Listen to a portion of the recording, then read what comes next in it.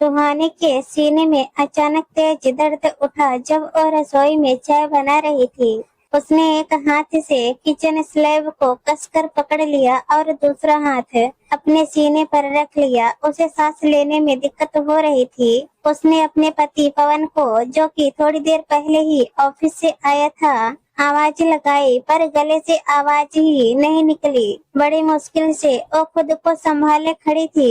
इधर drawing room में बैठा पवन अपनी टाई उतारते हुए झल्ला रहा था। सुबह सुहानी से झगड़कर ऑफिस गया और वहाँ भी सारा दिन मूड ऑफ ही रहा। बॉस से डांट सुनी और अलग झगड़ा भी किस बात का। उसने मायके जाने के लिए ही तो पूछा था। मेरे साफ मना करने पर कि तुम चली जाओगी तो घर का ध्यान कौन रखेगा, फिर माँ भी तो अकेले सारा दिन कैसे संभालेंगी सब कुछ। सुहानी तो बस आंसू बहाती रही और सुबकती रही। चाय बनाने में कितनी देर लगेगी? पवन चिल्लाते हुए बोला। चिल्ला क्यों रहा है? बहू बना तो रही है, हो सकता है तेरे लिए कुछ नाश्ता बना रही हो। सुबह ना कुछ खा कर गया और ना ही लंच ले गया। तेरा लंच लेकर गेट तक गई थी पर तू तो न जाने किस बात पर इतना गुस्सा हो जाता है। सरिता ने अपने बेटे पवन को पानी का गिलास थमाया। ले ठंडा पानी पी और गुस्सा शांत कर। माँ देखिए ना कितनी देर हो गई मुझे ऑफिस से आए हुए और सुहानी ने अभी तक चाय नहीं दी और ना ही पानी तक के लिए पूछा। पता नहीं सारा दिन घर में करती ही क्या है। थका हुआ घर आऊं और चाय पानी के लिए भी तरसना पड़ता है। बेकार तुमने मेरी शादी करवाई, इससे अच्छा तो पहले ही सही था मेरी जिंदगी में सब कुछ। वैसे भी तुम तो हमेशा उसका ही पक्ष लेती हो और मेरी ही गलती ढूंढती हो। अच्छा देखती हूँ मैं, इतनी देर क्यों लग रही है? वैसे भी वो इस घर की बहू है और किसी की बेटी, नौकरानी या रोबोट नहीं जो तेरे और इस परिवार के लिए दिन भर खटती रहे और तेरे इशारे पर नाचती रहे। सरिता को बेटे की बातें बिल्कुल पसंद नहीं आ रही थी। ऐसे संस्कार तो नहीं दिए थे बेटे को, फिर अपनी पत्नी के प्रति ऐसा व्यवहार क्यों कर रहा है मेरा बेटा? हो ना हो कुछ कमी तो मुझ में ही रह गई। बेटे की परवरिश में बहनों का दुलारा कभी एक गिलास पानी तक अपने से लेकर पीने का मौका नहीं देती थी। रसोई घर में सुहानी को जमीन पर गिरा देख उसके पास दौड़कर आई और उसके हाथों को सहलाने लगी। उसके चेहरे पर पानी के छींटे मारे और माथा सहलाया। सुहानी बच्ची उठ, क्या हुआ क्या हुआ मेरी बच्ची, उठ जा बच्ची। सरिता की आंखों से आंसू गिरकर सुहानी के चेहरे को भिगो रहे थे पर वो तो अपनी सास की गोद में आराम से सो रही थी। सरिता ने बेटे को पुकारा। पवन जल्दी आ बेटा, सुहानी को कुछ हो गया। अब क्या हुआ? झल्लाता हुआ पवन सोफे से उठा और माँ की पुकार सुनकर रसोई घर में पहुँचा। माँ क्या हुआ इसे? कोई नया ड्रामा कर रही है। आप चलो यहाँ से, नहीं पीनी मुझे कोई चाय, आप छोड़ दो इसे यहीं पर। घर में बिस्तर की कमी पड़ रही है इसे, जो यहाँ किचन में आकर सो रही है। चुप कर, पहले डॉक्टर को फोन लगा। मुझे लगता है या तो इसका बीपी लो हो गया है या हार्ट अटैक आया है। गर्मी भी तो कितनी बढ़ गई है, शायद गर्मी से ही चक्कर आ गया हो। कुछ भी नहीं हुआ है माँ, इसे बस काम न करने के बहाने खोज रही है और सोच रही होगी ऐसा कोई ड्रामा करे जिससे इसे तुरंत मायके छोड़ आऊं। तेरा बहू से सुबह इसी बात पर झगड़ा हुआ है ना, उसी कारण इसने सुबह से कुछ खाया भी नहीं। समय बर्बाद मत कर, जल्दी से गाड़ी निकाल और हॉस्पिटल ले चल। सरिता की 2 बेटियां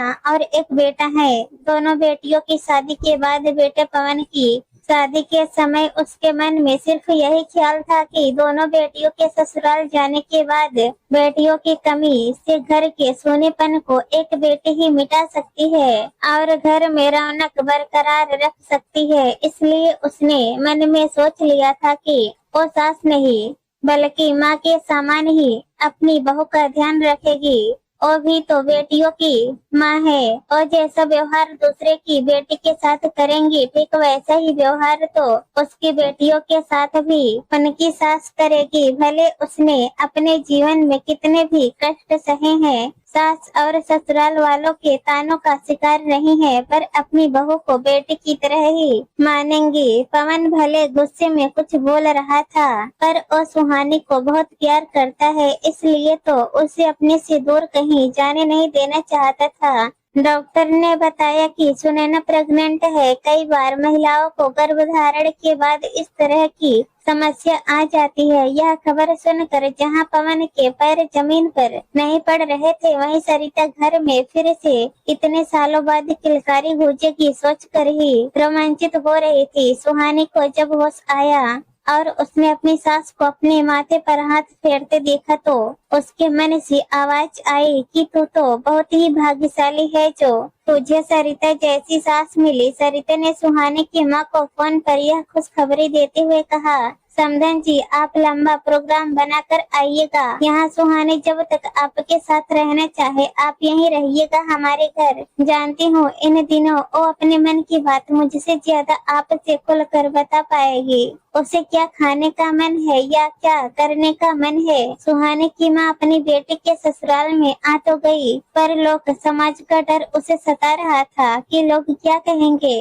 कि बेटी के ससुराल में डेरा जमा लिया। हम लोगों की बातों पर जीना तो नहीं छोड़ सकते, वो तो कुछ न कुछ कहेंगे ही, उनका तो काम ही कहना है। पर हमें अपने बच्चों के बारे में सोचना चाहिए बस। अभी आपकी बेटी को आपकी जरूरत है। सुहानी अपनी सास और माँ के बीच में आकर बैठ जाती है और कहती है, मुझे आप दोनों की जरूरत है। भले एक माँ ने जन्म दिया है, पर अब मेरी शादी के बाद मेरी दो माँ है। पवन को भी अपनी गलती का एहसास हो रहा था कि उसे सुहानी के बारे में ऐसे नहीं बोलना चाहिए था। सुहानी की दोनों ननद को भी जब पता चला कि भाभी माँ बनने वाली है, तो दोनों बहुत खुश हुई और अपने मायके आ गई। सरिता सदन में खुशियों दरवाजे पर दस्तक दे घर में समा रही थी। दोनों बहनों को देखकर पवन बड़ा खुश हुआ।